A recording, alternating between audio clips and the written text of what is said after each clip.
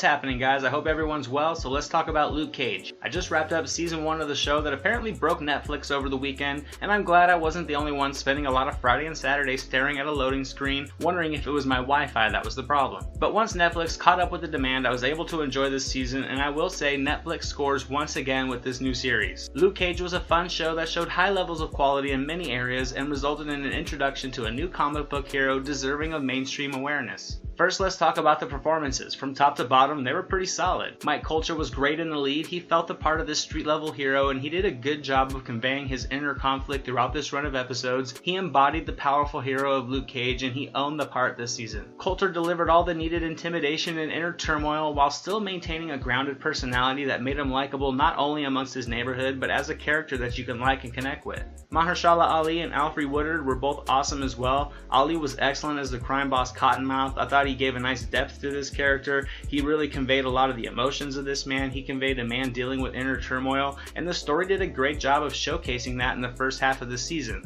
Ali as Cottonmouth was sinister, cunning, relentless, yet charming in his performance and was worthy of a great comic book villain. Woodard was fantastic as well. She brought some already good material to higher levels with her performance. She effortlessly creates a persona of this woman of political influence, a woman who had dreams of her neighborhood becoming a bright and better place, yet was willing to turn her eye to the things her cousin was doing. She was able to pull off a perfect mob wife mentality and created a character that was not very likable from a performance that you really can't help but love watching. Simone Missick was also very solid as the lead detective. She was more than serviceable. I thought she gave a strong effort, showed good chemistry with the rest of the cast, and she was a nice, strong female lead for this show, much like Woodard was. And I enjoyed Theo Rossi's performance as Shades. He came across as a rather cookie-cutter character, but he brought some dimensions to it, and with his eyes hidden behind the glasses, it was not really easy to guess his motives at times, other than knowing that he was highly capable and ever the manipulator. Other than the performances, the best thing about this series was the musical score and the soundtrack. From one episode to the next, the music in this series was spot on in tone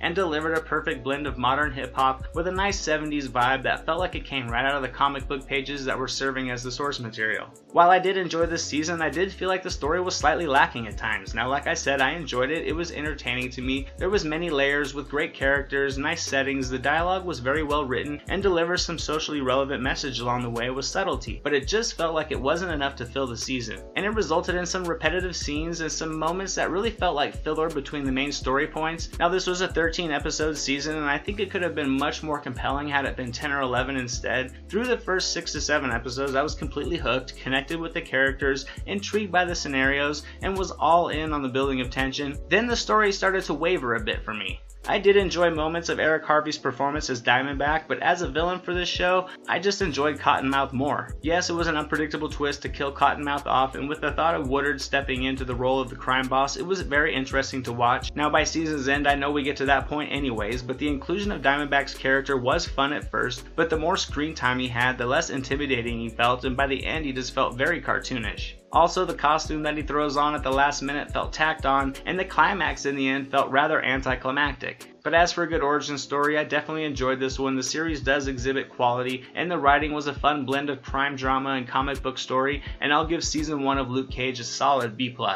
I would have liked to have seen Cottonmouth and his dynamic with Mariah develop a little bit more, and maybe seen Diamondback come in at the end for the last couple episodes for a nice season 2 build-up. It just felt like some of the backgrounds between the characters weren't really revealed in a way that could have gotten the most impact. Also, the action in this season was okay, but it clearly took a third place behind the character performances and the storyline. Maybe I'm just spoiled with the action in the Daredevil series that looks like something fit for the big screen. The action in this show so far, other than a fun hallway scene with a car door, just looks like something from a TV show. But with what this storyline creates in the first season, I cannot wait to see the second season, and in my opinion, it has potential to do much more with a nice foundation already built. But as it was, I did enjoy this show. I'm looking forward to seeing more of Mike Colter as Luke Cage, as well as seeing more of this mini MCU Netflix is building. And that's my review of season 1 of Luke Cage, guys. Thank you so much for watching. I definitely appreciate it. If you finished the episodes, let me know what you thought in the comments below. I'm Anthony, this is a SilverScreen Analysis, and I'll catch you guys at the movies.